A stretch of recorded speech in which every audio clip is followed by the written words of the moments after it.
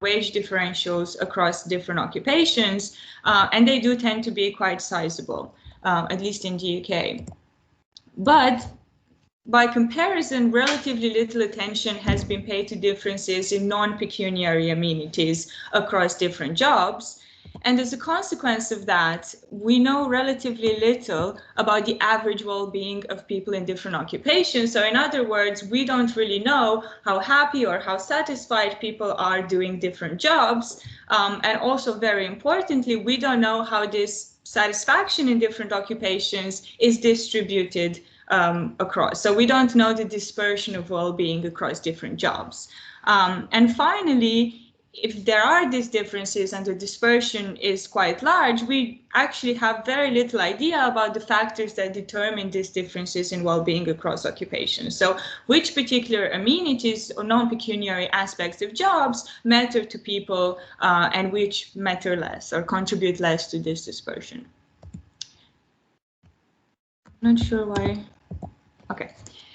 So one of the reasons there hasn't been that much progress along these lines is that it is actually very difficult, if not impossible, to really think about the value of an occupation without taking job quality into account.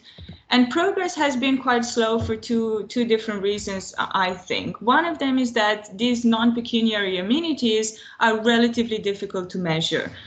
So as you probably know, we don't have very good, expensive databases on this non-pecuniary job aspect. So in the UK, we had, for example, the Work Employment Relations Survey, which was reasonably good, but a small sample, and it was discontinued in 2011. And at the moment, we have very, very little information on this non-monetary job aspect. But even if we were to have the ideal data here, it would still be very difficult to make accurate inferences from this because we don't know the value that people assign to different non-monetary characteristics, right? So really we need the method to calculate how important these aspects are to people and how much they influence their well-being. So we propose to bypass this issue and try to make some progress here by using data on subjective well-being. So the idea here in a nutshell is that we're going to try to capture the job amenities that matter to workers and actually find a method to account for different values that they might place on them by essentially outsourcing the task to the workers themselves. And in a minute, I will show you exactly the methodology, but the idea is that by looking at the satisfaction that people have in different occupations, once you have control for the monetary aspect, you will be able to get an estimate, right, or a measure of how important different non-pecuniary aspects are to them. So in terms of our contribution to this literature, we're essentially going to use data on subjective well-being to construct what I'm going to call a measure of full earnings in 90 different occupations in the UK. And this measure of full earnings essentially is going to have two components. One of them is going to be the monetary component, which I think we're all quite familiar with, and is going to be given by the earnings in each occupation. And then it's also going to have a non-monetary component, right, which is going to be also expressed in monetary terms such that we can compare the two meaningfully. So using this measure, we're going to try to find the dispersion in full earnings across occupations and say something about the real level of labor market inequality. So we know that earnings inequality is substantial, but we want to know whether once we take these non-pecuniary aspects into account, is this full earnings inequality larger or smaller than earnings or income inequality? We're going to show which occupations have the highest and the lowest full earnings for also four different levels of education, because of course not all occupations are equally available to all people. We're going to try to calculate the real returns to education and the real gender and ethnic gap. So the idea here being that we know that there is a substantial earnings gap for women and that minorities also tend to have lower earnings. But we want to know whether, if we look at this non-pecuniary aspect, are we going to close these gaps or are they actually going to be even larger than they are according to earnings? And finally, in order to say something about what causes this dispersion or these differences, we're going to try to use a somewhat rich set of job characteristics to explain the variation in full earnings across different occupations. So let me just give you a very quick preview of results. So we find that without taking data on subjective well-being into account, labor market inequality tends to be substantially underestimated. So once we look at our measure of full earnings, where we'll take amenities into account as well, we find that the labor market dispersion is 1/3 higher than the earnings dispersion.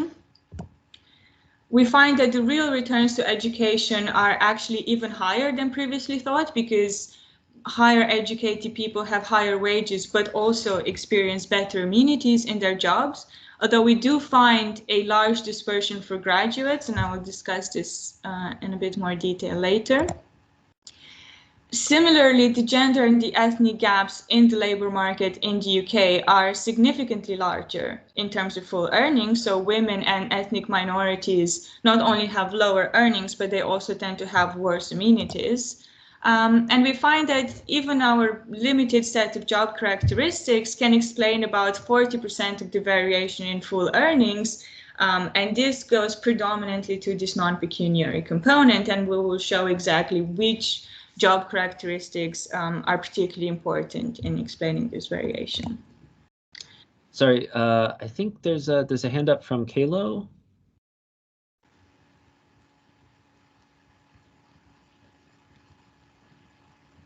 Or maybe it was just a false alarm. Sorry, sorry. Okay, no problem. So let me know if you come back to it later. So let me just give you a very quick overview of the talk.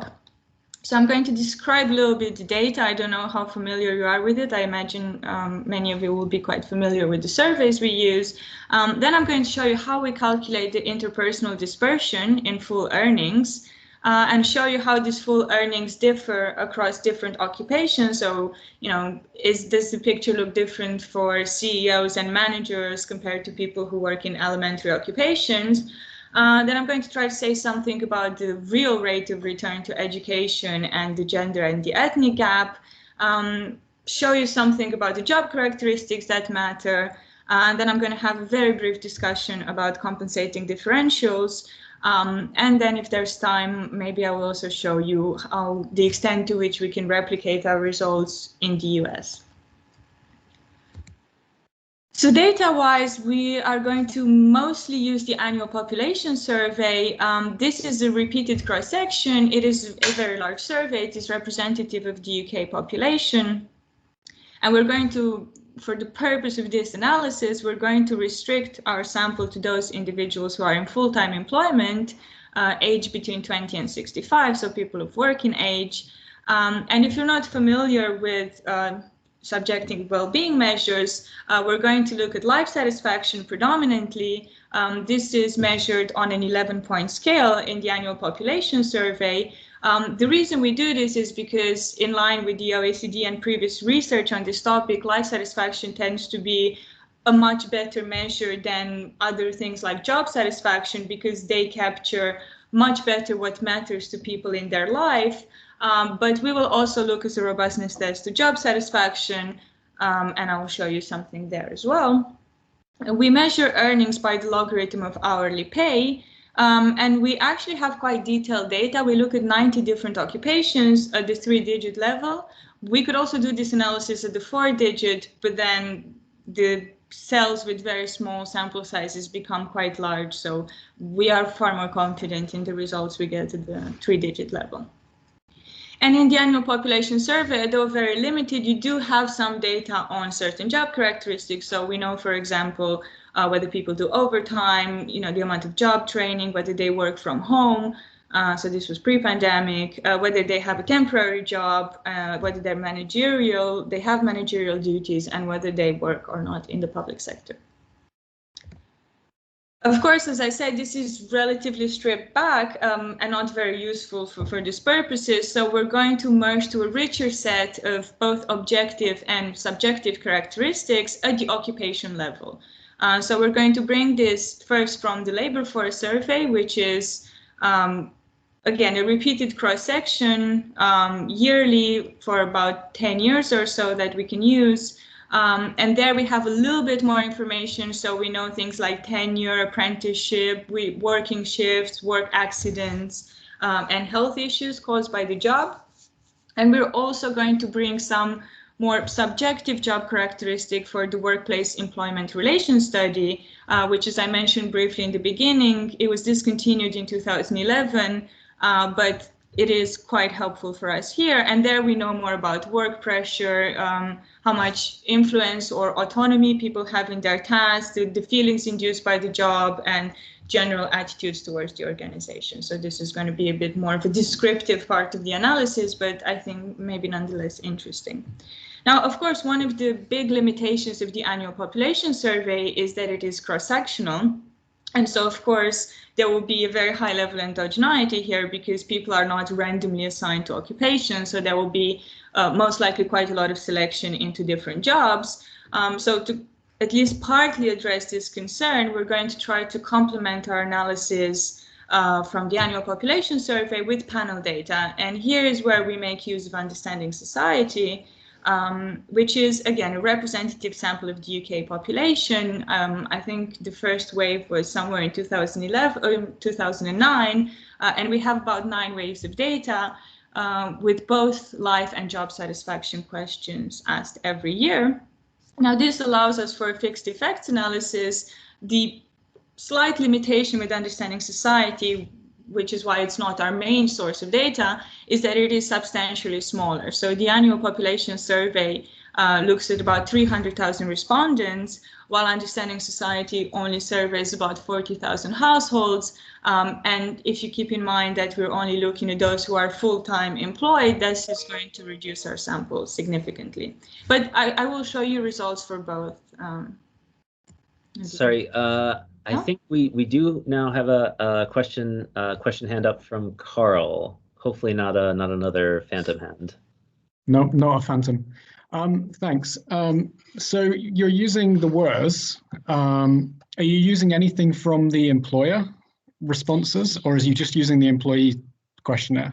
No, we just used the employee questionnaire here. Why did you have in mind something from the employer survey that would have been useful? Yeah, well, yeah, but the challenge for you would be that the employer questionnaire is always with respect to the major occupation in the firm, right? So it's only with respect to one job effectively in the firm. But the employer does answer questions, and the employer representatives do answer questions around things like monitoring and how much do you monitor. You know, so the WERS has far more depth, I think, so on the employer side than it ever does on the employee side, where the questions are really quite limited. Yeah, so I think the reason that in the end we didn't really focus on this is because we're really looking at occupation at the 3-digit level. So that's one limitation. And even if we were to do it at the 1-digit, I think, even though we would have a lot less variation, I think the sample there is also not extremely large. And given that it is only one wave, we don't have that much to play with there. Sure. And all of your surveys are effectively self-reporting the occupations. Is that right? Yes. Yeah. Okay. Yeah. The occupation is self-reported. Yeah, as always with survey data. Okay. Well, there is one way you could check that, which is you could check with the WERS, because you can merge it into the ASH, and the ASH, of course, gives you the jobs in the firm, in the same firm that it's linked to, as the firm actually writes down the jobs, which can be quite different from my experience to what the worker says they do. Okay. That's a very good point. Yeah, we could look into that. So yeah, as I said, I think WERS was discontinued in 2011. I think the occupation classifications also changed sometime in 2011 or 2012. So yeah, I'm not sure whether that would raise some additional issues, but no, yeah. it is possible. You can merge them. I've done it. Okay, great. So we will look into that for sure. Thanks. Okay. So let me just kind of describe how we're going to create this full earnings measure. So essentially, this is going to be coming from a well-being equation where the dependent variable is going to be the life satisfaction of essentially individual I working in occupation J. And we're going to try to explain variation in the subjective well-being by a very restricted number of demographics. So here we only control for exogenous characteristics, so namely age, gender, and ethnicity. And then we're going to try to explain it by the monetary component. So this is going to be the logarithm of earnings, and then the non-pecuniary component, right? So this alpha 3j's is a vector of coefficients, one for each occupation, which we argue that once you have control for earnings is going to capture the non-pecuniary amenities in each occupation and assign them a value according to the well-being that different individuals report to have in these occupations, right? Essentially, you can think about rewriting equation 1 as a well-being equation where life satisfaction is explained by exogenous demographics and by our measure of full earnings, where our measure of full earnings is essentially the logarithm of hourly earnings in each occupation, and this non-pecuniary component, which we actually translate into monetary terms. And we translate it into monetary terms by dividing it by this coefficient alpha 2. So if that's clear, let me just quickly show you how this equation of predicted life satisfaction looks like here. So essentially, a doubling of hourly earnings here is going to increase life satisfaction by 0.175, which is equivalent with about 0.12 standard deviation. So this is pretty standard in the literature, if you also keep in mind that this is a rather homogeneous sample. So here we're only looking at people in full-time employment who are between the ages of 20 and 65. Other than that, you find typical results such that women have somewhat higher life satisfaction, and also you find the typical U-shape in age. But the main thing that I wanted to show you is, remember that we had these alpha 3j coefficients translated into monetary terms, which were telling us the non-pecuniary aspects in each occupation in monetary terms. So here I just wanted to show you the dispersion, the standard deviation of this coefficient. So just to compare it with earnings, these are 0.51. So this is quite a standard dispersion of hourly earnings. And here I would say that there's two important takeaways in the table. So on the one hand, we find that the interpersonal dispersion in full earnings is about 1/3 higher than the interpersonal dispersion in earnings, right? Which is, of course, mechanically true if this coefficient is positive and sizable, and if the correlation between the two is also positive, which I will show you in a bit that it is. The second important takeaway here is that even though this component is quite important and it increases the dispersion in full earnings, overall there is still more inequality in earnings than there is in amenities, just by looking at this table.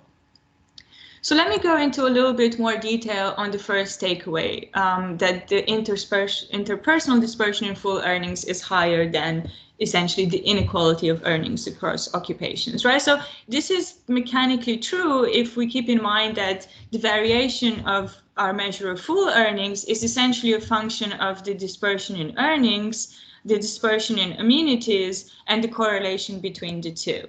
And the correlation between the two here is weakly positive, right? So it is not hugely positively correlated, but I think, as many of you are familiar, there's quite an extensive literature in economics that has argued that we should see compensating differentials between earnings and amenities, namely that high wages should compensate for poor working conditions. I mean, this is quite a contentious literature, and a lot of people are disputing this claim, and empirical evidence tends to show that this is not necessarily the case. And again, we also don't really find any evidence in the cross-section. I will show you a bit more what we see in the panel. Of course, this is how you find that the variation of full earnings is substantially higher by being a function of amenities and earnings. Now, of course, it is clear that there is probably substantial selection based on unobservables here. So to kind of account for that or see the extent to which it matters, we use data from Understanding Society to first of all replicate our findings in the cross-section, so making sure that we're not comparing apples and oranges here, and to also control for wave and individual fixed effects and filter all of this time-invariant unobserved characteristics that will lead to more endogeneity. So here for life satisfaction, I just want to compare the cross-sectional dispersion of earnings and full earnings with those in the panel.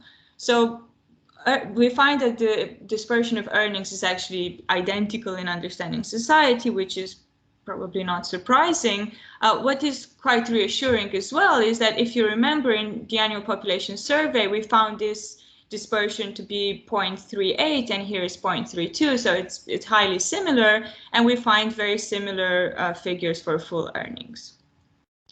What is more interesting here is that if you look at the alpha 3Js, you find that they are very, very similar, right? So we argue that selection into different occupation is not the main driver of this variation here.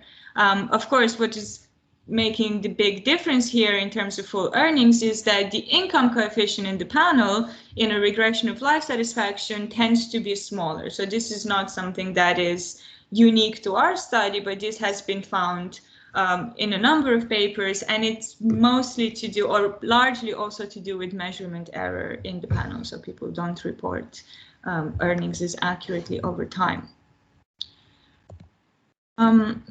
Okay. Now, about the second takeaway, so if, yes. Yeah, perhaps you could just help me with a small point. So when you calculate these standard errors on these coefficients for the variation, are you basically getting these variance terms just sort of you're taking one equation that takes the full earnings, then you can get the parameter that's kind of going to be your total dispersion of the full income, or of the full earnings, I guess, and then you can do it separately by component, right? Which is what you showed in your equation 1. Yes. And then on the occupation, you're going to have a lot of coefficients there, right? So how, maybe you can just indulge me and try to help me understand sort of how you get the term on the so how do you get the alpha 3 or the alpha 3 over 2, given the fact that you have many different standard deviations or standard errors of that coefficient in that equation 1, or maybe I'm misunderstanding. Yeah, so let me see if I can clarify. So I think we were here, right? So the dispersion here is not the dispersion in the standard error, right? It's the standard deviation of the coefficient. So essentially in this well-being equation, we're going to estimate an alpha 3 coefficient, as you pointed out, for each different occupation, right? So because we have 90 different occupations, we're going to have 90 different alpha 3 coefficients, and essentially we want to look at the dispersion in these coefficients, right? So how much variation in these coefficients there is across different occupations. Right. Does that answer your question? But how do you summarize those 90 coefficients into one coefficient here as 0.15? So this is just the standard deviation of coefficients, right? So if I were to plot these coefficients, if you think of them just as 90 different data points, I will have a distribution of them, right? And this distribution will have a standard deviation, which here is 0.15. Of course, this is in a sense a meaningless number because we don't really know its monetary value. So in order to get its monetary value, we want to translate it into monetary terms, and we do that by using this income coefficient, right? So in our equation of well-being, this is the 0.25. But so why would that standard deviation of the alpha 3s be related in any way to the standard error that you get on the log earnings? That's why I'm not quite understanding here. Like, why are these measures in any way actually comparable? So I'm not sure where the standard errors necessarily come into. So the 0.51 of the log earnings, that's just taking log earnings, that's just taking the standard deviation of log earnings, right? Exactly, at the individual level, yes. And then the alpha 3, this is kind of, you have 90 occupations, you get standard deviations of life satisfaction, I guess, related to each one of these 90 occupations, and then you're getting the standard deviation of that. Is that what it is?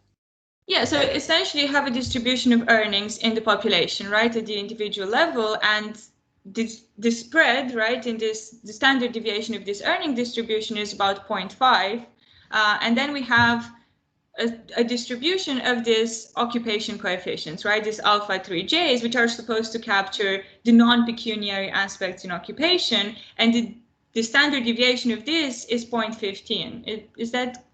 Does that make sense so far? Just keep going. I think I'm trying to get my head around it. I'm sure I'm the problem here. I'm sorry. Yeah, I'm sure. If it's not clear, like I can try to come back to it. Maybe it will become a little bit more clear in a few slides. Sure. Okay. So yeah, the second takeaway from this table was that I'm sorry, it actually was this original table, was that there is more interpersonal dispersion in earnings than there is in this alpha 3J, right? So the standard deviation of earnings is still higher than the standard deviation of this non-pecuniary component, right? So if you think about how much each of these components contribute to the what you would call the full inequality of earnings, the earnings coefficient still, the earnings inequality still contributes more. So I wanted to expand a little bit more on that. Probably one of the reasons is that life satisfaction actually refers to many aspects of jobs, of life, so not just your working environment. So job amenities are probably less important outside of work, while income can actually be extremely important in most domains of your life outside of the job. So this is also why we wanted to delve a little bit deeper into what happens if we use just job satisfaction as our outcome variable. And we would expect, of course, then the spread of amenities to matter more there. So let me just compare by, again, looking and understanding society, where we have both life and job satisfaction, and compare the standard deviation of job satisfaction when we have job satisfaction as our dependent variable with standard deviations when we have life satisfaction as our dependent variables. So what I wanted to point out here is that when we only focus on satisfaction in the domain of work, the dispersion of amenities is actually significantly higher. And so mechanically, this will also translate into more dispersion in full earnings if we look at job satisfaction, not just life satisfaction. So this was just a side point. Now, I just wanted to quickly show you how, and I'm really apologize in advance if you cannot read this, I'm going to try to read it out loud, how full earnings, our measure of full earnings looks in different occupations. So in the left-hand side panel, I plotted the highest earning occupations. So these are managers, directors, and senior officials. So here at the very top, you have chief executives and senior officials, or functional managers. So these are the highest earning occupations, where the black cross here is actually the logarithm of hourly earnings in each of these occupation, and the white box is our measure of full earnings, right? Where essentially the gap between the cross and the line is the non-pecuniary aspects, right? So for example, chief executives and senior officials have some of the highest earnings, but actually their full earnings are substantially higher because they also tend to have much better amenities. Now in the right-hand side panel, I plotted the lowest paid occupations. So these are people working in elementary occupations. So these are elementary storage occupations, elementary security, elementary cleaning. So these are really low paid jobs. As you can see, if you look at the black crosses compared to these occupations, they have much lower earnings. But what I think is particularly striking here is that their full earnings are actually even lower than their monetary earnings give away, right? So in most cases, the amenities in these jobs are also worse, right? So people who work in, for example, elementary services have low wages and also particularly bad job amenities. So if you look at their full earnings overall, they're even lower than we would predict otherwise. And here I just also kind of, to give you an overview, I wanted to plot all the different 90 occupations. Again, I apologize that you cannot read it so well, but I think the general idea is that high-paying occupations tend to have good amenities, right? So higher full earnings. Low-paying occupations tend to have worse amenities. But of course, I think it's also important to make the point that this is not the case in every single occupation, right? So we do find a positive correlation between earnings and amenities, but as I showed in the earlier slide, this is weakly positive, at least in the cross-section. Now, of course, when we estimate equation 1, we don't control for education, right? And so not all occupations are equally available to all people. And we know education determines people's career trajectories are, in any case, the different jobs that are even available to them. So what I wanted to show you here is if we were to estimate equation 1, where we have life satisfaction on the left-hand side and our measure of full earnings on the right-hand side, what would happen if we were to estimate this by different educational categories? So here I look at people with a degree, people with A levels, and people who only have a GCSE or less. And what is interesting here is that actually the dispersion in earnings across different degrees is not actually that large. So there is more earnings inequality among graduates, but this dispersion is not so sizable. What it is interesting, though, is that if you look at inequality in full earnings, this starts to become a lot more sizable, right? So one way to read this is that, at least in the UK, in our data, getting a degree can be, to some extent, a riskier choice, right? So those people who are graduates could end up having particularly good amenities or particularly bad amenities. So they are facing a much more unequal distribution of amenities in the jobs in which they end up doing.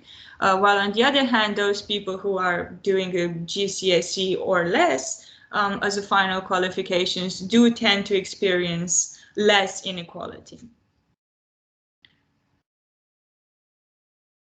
So in the next step, we also want to decompose this variation in full earnings by education, right? So essentially, we are interested in the effect of individual characteristics and education category on full earnings, where essentially our measure of full earnings can be decomposed into those two components that I mentioned. So the log earnings, the monetary component, and the non-pecuniary component here, right? Where mechanically these will sum up. So the gammas and the deltas will sum up to the betas.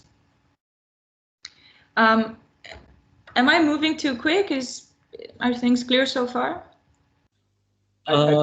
Sorry, I think there's also been some discussion in the chat, which I know you probably can't see, but No. but I think actually there's a little bit of confusion over how you're defining full earnings and essentially sort of what we're looking at the dispersion of. So is it that you are essentially you're using the equation to predict I guess this term that is the inferred satisfaction which comes from one's occupation? Is that what's going on here?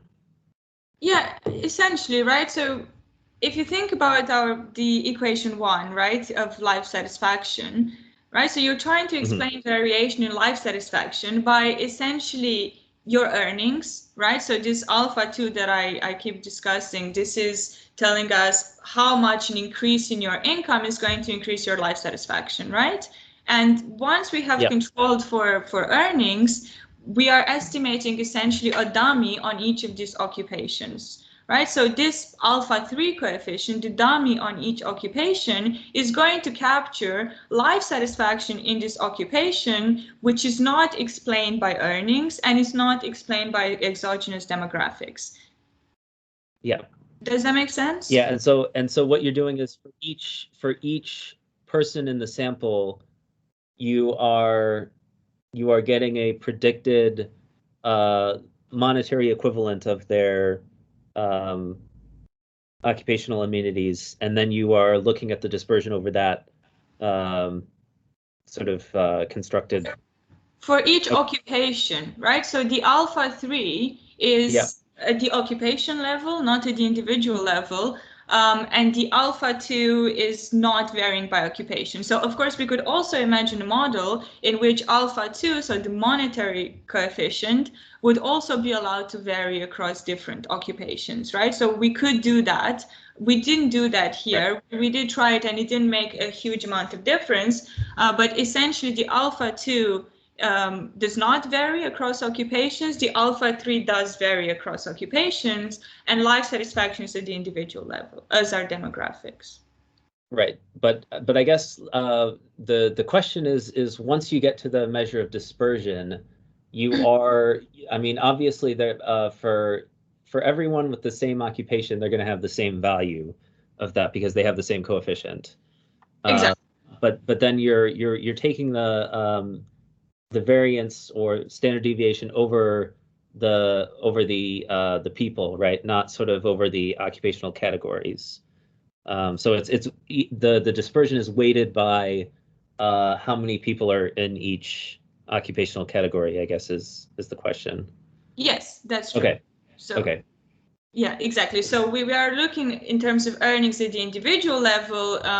The dispersion across occupations is essentially at the occupational level, but is a weighted measure where we account for the number of people in each occupation, right? Because essentially we want to get the dispersion of these immunities across a representative sample of the UK workforce, right? So we don't want occupations that are extremely rare to have an equal measure as, you know, people who work in healthcare, which is one of the most popular occupations. Does that make sense? I guess Carl and other Stephen, is that I'm still a bit confused, but I really think it's me. Can I ask maybe just an additional question? So these non-earning sort of non-pecuniary earnings. So this, you said that it was just a revealed preference type of measure. So is it a revealed preference across several different measures, as in, you know, how much do you enjoy time with your kids? How much do you enjoy time with your friends? How much, you know, things like this? Or is it just someone asking sort of, how much do you enjoy your time without friends? Can you tell us a tiny bit more about what that is? Maybe that'll structure things a bit. Right. So, okay. So a bit more on the intuition behind this alpha 3, I guess, is the question. So I think what's important to keep in mind is that here, so let me just go back to this table because I think it's important that it's clear. So this is our regression, right, of life satisfaction, right, equation 1. So I think one of the things that I wanted to point out here is that we're explaining variation in life satisfaction by a very small number of demographics, by earnings, and about the occupation that you're in. So one of the things to point out is that this is a reasonably low R-squared, right? So, which is, by the way, very standard in equations of life satisfaction. So we're only able to explain about 2% of the variation in life satisfaction. If we add more demographics, you can go up to like 5 to 10%, right? So there is an enormous amount of variation in life satisfaction that we cannot explain. So I think what's important to keep in mind is that these dummies on each occupation, they do not capture people's life satisfaction across outside of work, when they spend time with children, or when they go to the cinema, or when they spend time with family. They just capture variation in life satisfaction that it's simply explained by being in a different occupation. Does that? Okay. So then you're taking this and then you're backing out sort of the covariance and the variance matrix to be able to back out the non-pecuniary variance and then the standard deviation. Exactly. So essentially, you can think of it just kind of like, what is the average happiness of people doing different jobs? And we want to make sure that, and then what is the average happiness of people doing different jobs, holding their earnings constant and holding some exogenous characteristic constant. Now, once we do that, all the happiness in these occupations, which is not explained by earnings, is going to be explained by all the other characteristics of this job, which are not earnings related. So this is essentially what our alpha 3 captures. But this is a residual that's going to be correlated to many, many other things. right? I mean, exactly. And so I completely agree. So it's going to capture a lot of things about an occupation. And one of the limitations of this approach is that we don't know yet exactly what it captures. Right. So in the next step, later on in the talk, I'm going to try to show you, OK, if we take this alpha 3 and try to explain it by different job characteristics, can we see which ones actually matter? OK, thanks so much for taking your time with me. OK, no problem. But does it make sense now? Yeah, a lot more. I'm following a lot more. Thanks. Okay, great. Now I just wanted to kind of take this full earnings measure and try to decompose it.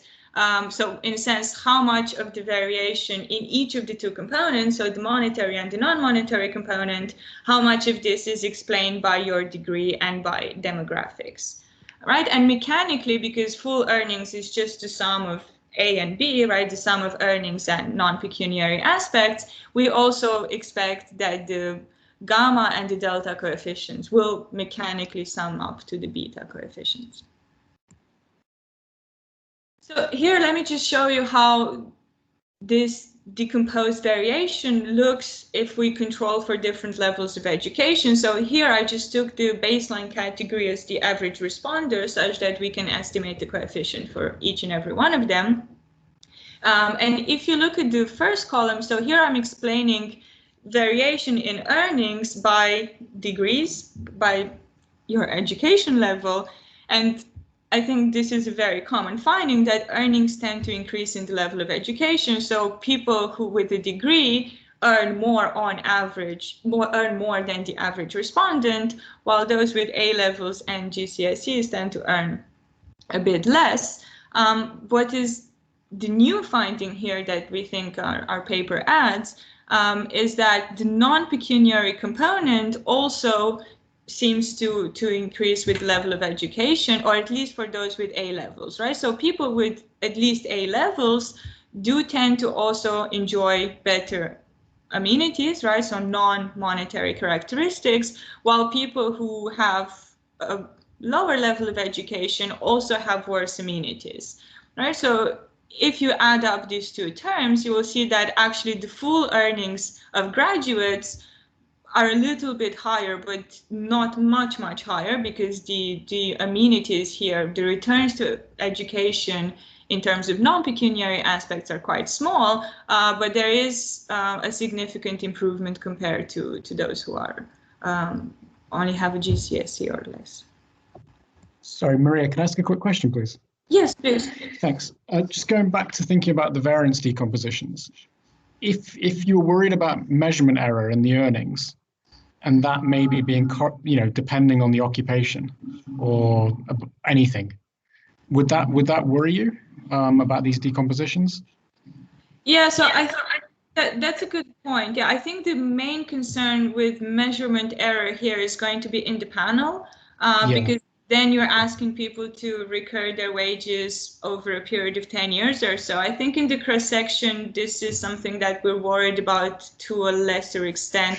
And sure. in general, the annual population survey tends to be quite accurate in their earnings measure. But of course, like with all survey data, there's always this concern to some extent. But well, I had a suggestion for you, because back in the day, the BHPS asked some people to go and check their pay slips after asking them their earnings, and people have used that to check the accuracy of what people were reporting. And it's amazing how inaccurate it is.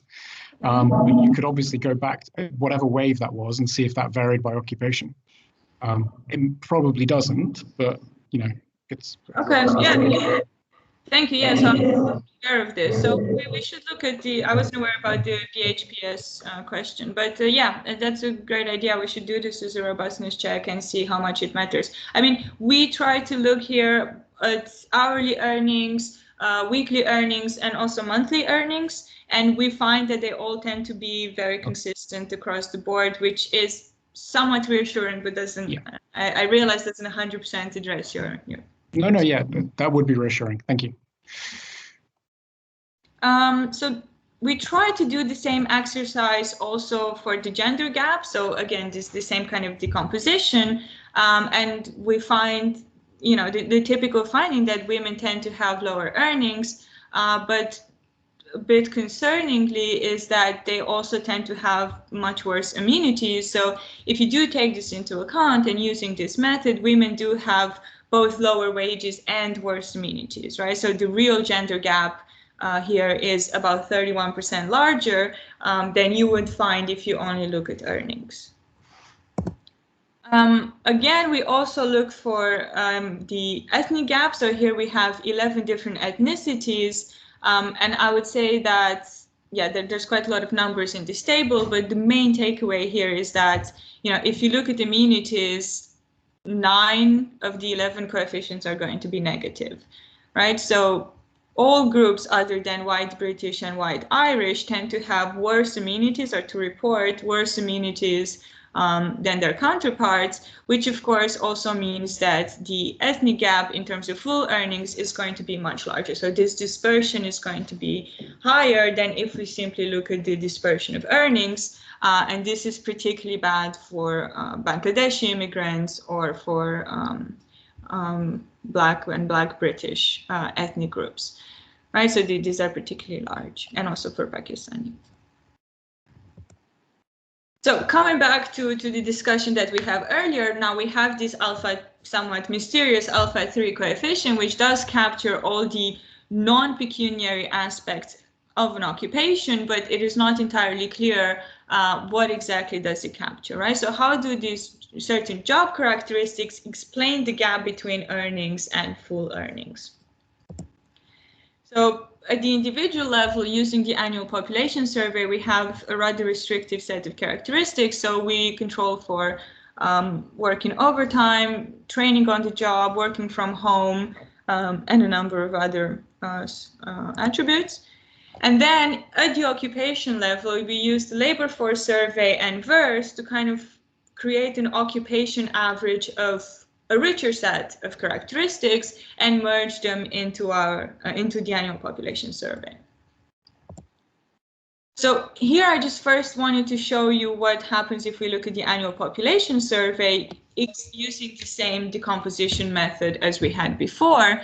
And I wanted to focus particularly on the second column because I think the first one is rather standard in the labor literature. So what's interesting here is that those who do overtime also tend to have better amenities on top of higher wages, and training as well. And so basically the main takeaway here is that both the coefficients in the first column and in the second column have the same sign, right? So the finding across the board seems to be that once you look at amenities, there is very little evidence of this compensating variation, but rather they tend to move in the same direction, which essentially is going to increase the overall inequality in the labor market. All right, so for example, people who have temporary jobs tend to have lower earnings, but they also have worse amenities, so they are not compensated for the fact that they earn less. Managers as well, not only that they have higher earnings, which is not surprising, they also tend to enjoy much better amenities. And again, people who work in the public sector, even though they don't earn a lot more, they do have much better amenities. And this is probably in line with, you know, anecdotal evidence that there are somewhat shorter working hours and better benefits in the public sector. At the occupation level, because we do control for quite a lot, I didn't put the table here, but I just wanted to go to a number of takeaways. So in total, if we look at the occupation level, the job characteristics that we bring in from the labor force survey and from VERSE explain about 65% of the variation in amenities and about 40% of the variation in full earnings. Right? So these characteristics that we bring in do quite an okay job at explaining the spread in the alpha 3s across different jobs, although you could also argue that there is quite a lot of variation that we are not able to explain, partly because the data is quite limited and imperfect, but I suspect also partly because there are certain things that you couldn't be able to explain. One thing that I wanted to mention that is quite interesting is that stress, depression, and anxiety, which are caused by work, which we have in the labor force survey, have by far the largest effect on full earnings. So, for example, a 10% increase in the occupational share of people with these illnesses is going to reduce full earnings by 1.1 standard deviations. Now, of course, a 10% increase is also a very large increase, but is in no way a small coefficient. And what we find that matters a lot from VERSE is that having influence over your own tasks and sharing the organization's values is largely going to increase full earnings. And this is going to be almost exclusively to a positive effect on amenities. So being able to decide when you work and feeling like you have an input and deciding the task that you do has a negligible effect on your earnings, but it does matter a lot for your non-pecuniary component. Okay, so now, as I've shown you, when we're trying to do this decomposition of variation, we often tend to find the same signs when we're looking at earnings and when we're looking at amenities, right? So this is now a bit of a rhetorical question. Do employers compensate worse working condition with higher wages? Well, at least in the cross-section, we don't find any evidence of that. In fact, descriptive evidence suggests the opposite. There is a weak and positive correlation between the two. Now, in the paper, we do try quite a lot of different estimations to see how this correlation changes. So this is positive and sizable in the raw data. It decreases a bit when we control for demographics and for our extensive set of job characteristics. And even in the panel, where it's like notoriously you get different results for compensating differentials, this becomes weaker and close to zero. But again, we don't find a negative correlation between wages and amenities in none of our specifications, either in the cross-section or in the panel. So we argue that there is actually, in this paper, no evidence of compensating variation.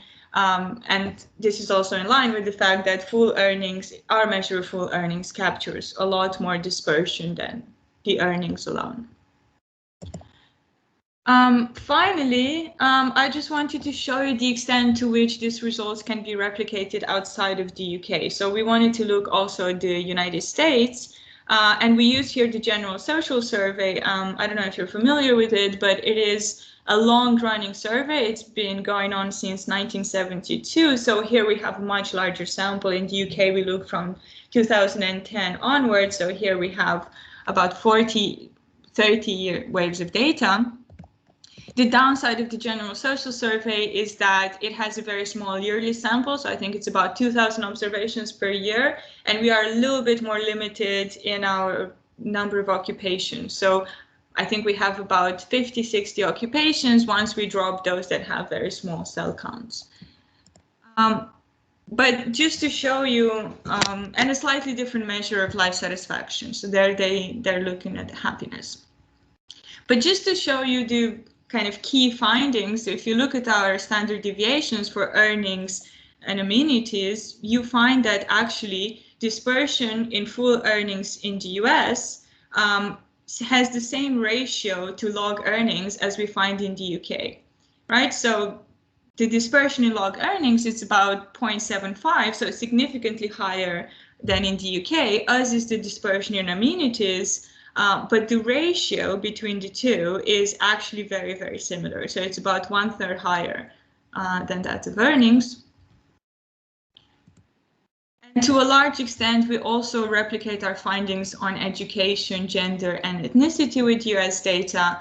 The premium to having a degree in the US is enormous compared to that in the UK. So if you remember, in the UK, having a degree mattered very little in terms of amenities. I think in the US, from the top of my head, full earnings were nearly double. The coefficient on full earnings was nearly double. So the premium is much, much larger there. And I think for gender and ethnicity, we actually found very different things. So the gender gap is also larger, and the ethnic gap in the same way is larger for racial minorities. Just to maybe summarize the findings and then have more of a discussion if we have since we have some time left. So we show that without taking data on well-being into account, labor market inequality in the UK is largely underestimated. And we think that the key figure here is that full earnings dispersion is 1/3 higher than earnings dispersion alone. We do find a weak positive correlation between earnings and amenities. So in different words, high-paying occupations such as CEOs and managers and directors have higher full earnings, while low-paying occupations such as cashiers and people in elementary services have actually lower full earnings because they have worse amenities.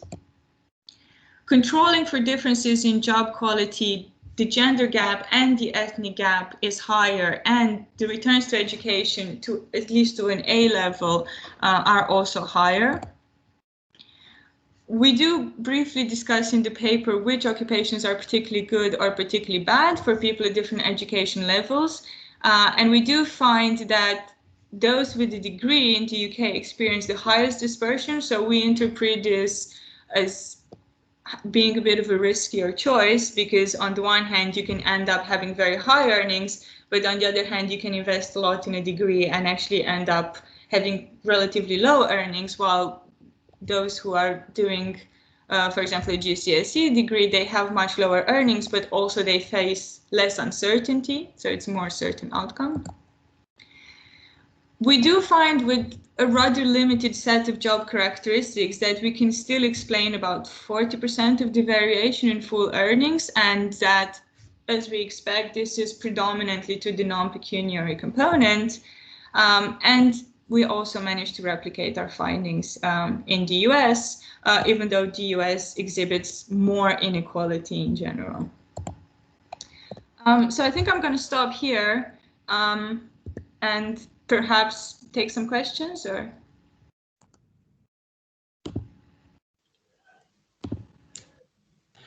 Thank you, Maria. I think, yeah, that was a really interesting talk. We do have quite a bit of time left for questions until 4 o'clock here in the UK. I think Colin's got his hand up, so I'll kick it to him first. Thank you, and I thought that was great. Really interesting paper, Maria. As was your paper at LSE last Thursday, which was looking at the geographical distribution of well-being. And I'm rather hoping that the intention of you and Richard and Andrew is to put all these bits together, because, well, for rather obvious reasons. I mean, you know, right here, you're explaining well-being, and it's interesting, life satisfaction. I mean, you know, I don't want to get too hung up on life satisfaction. If you look at job satisfaction, but it happens, you're looking at satisfaction over the whole domain of life, right? And that most certainly would include, you know, local amenities, education, commuting time, God knows what, right? And the whole issue of mobility crops up as well. And I mean, on a sort of a more minor but quite important technical point, I mean, I think you're deflating your monetary variables by a CPI or something like that. Yes. But of course, that would differ regionally or locally as well. If that, you know, maybe that's a minor point, but I mean, I'm sure if you put all the bits together, there are some very interesting challenges, put it like that, but there are also some very interesting outcomes. Yeah, thank you. No, so that's an excellent point. So we have been trying to use this methodology where essentially life satisfaction offers you an opportunity to assign a value to an occupation, or, for example, to living in a certain region. One of the things that you mentioned here on occupations is that there will be for sure regional variation, which is probably something that we should also control for. So we did control for regional fixed effects, and that didn't make a huge amount of difference. I think it's also important to keep in mind, as I said, that the R² here is relatively low. So whatever we throw into the mix, it doesn't explain a huge chunk of life satisfaction. So that is also one of the difficulties we're facing with this paper, and also with the spatial inequality paper, that actually, if you look at variation across regions, it is quite sizable at the individual, but when you aggregate at the region level, it doesn't look like quite a lot. And there will always be some skepticism that, you know, perhaps you're not explaining so much of life satisfaction by looking at these things. So that we argue that, you know, at the individual level, and when you compare it with, for example, the impact of income, and you're trying to bring this into a cost-benefit analysis, you could actually increase life satisfaction a lot more by changing these small things than by, for example, paying people. But yeah, that was a parallel. I'm not sure that was completely. Yeah, well, thanks for those comments. Could I just quickly come back? I mean, you mentioned low R-squareds, right? As long as I've been looking at work on subjective well-being, you get low R-squared, certainly if you're doing anything other than time series analysis. And you're obviously picking up significant contributors to well-being, but I mean, you sort of feel the model is in some sense misspecified. And I mean, and I'm interested in your reaction to that, actually. I mean, you know, you could even, I mean, it's quite interesting to think about potential misspecification in the context of, well, here you're looking at the role of occupation, and on Thursday you were looking at the role of geographical amenity or whatever. And I mean, I'm just in, you know, I don't know what the answer to that is. The usual reply to when you say, well, you've got cross-section data or panel data, you expect a low R-squared. But at the end of the day, you're not explaining very much about the determination or variation in well-being. Yeah, so indeed. So I think in this particular example in the occupations paper, I think our R-square is particularly low because, you know, you have to keep in mind that we're looking at a very homogeneous group of people, right? So you're looking at people in full-time employment, you're excluding the very young, and you're excluding the very old and the unemployed who are particularly miserable. So typically in this type of analysis, you will reach R-squares about 0.2, which I would say is not fantastic, but it's also not particularly tragic. So this, for example, if you're looking at data on other types of stated preferences, like how much people care about income or how much people care about XYZ, you typically find similar kinds of R-squared. So I don't think that this is necessarily a problem that is, you know, intrinsic to well-being science alone. It is just that when you're looking at stated preferences, also things like altruism or trust, you don't tend to explain a lot of the variation there. Thank you. Thank you.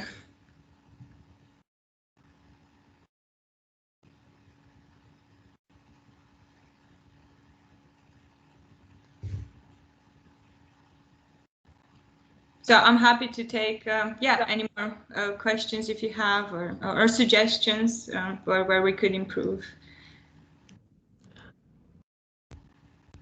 So I had a question about the I guess also this is also riffing off of Colin's point on the regional variation in well-being and why there might not be this compensating differential, because the compensating differential theory supposes that that basically these things in the supply side are pretty uncorrelated, and also that sort of people have high degrees of mobility across jobs to sort of even this out in the market.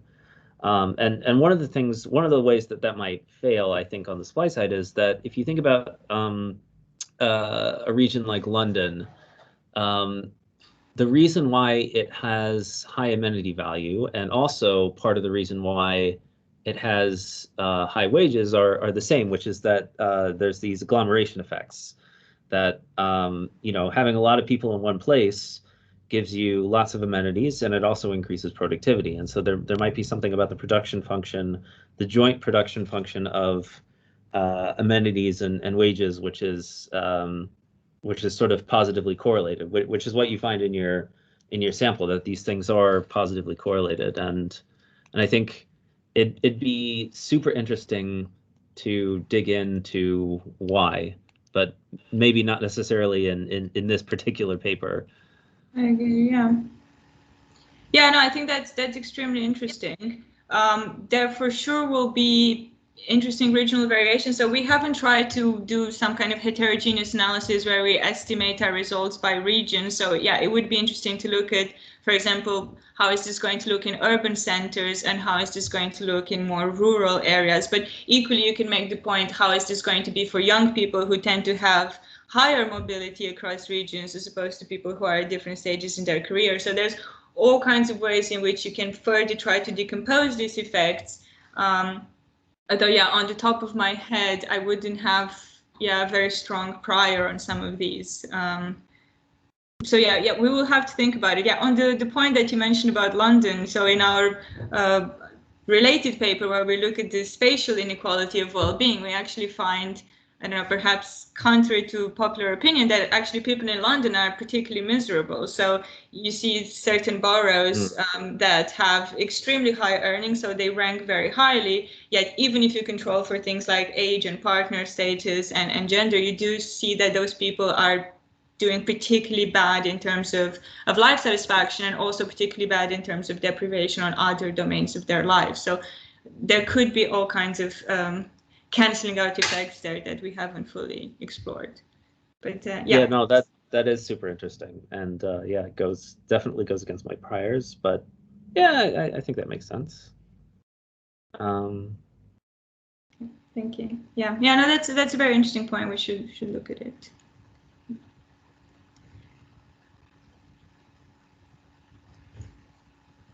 Okay.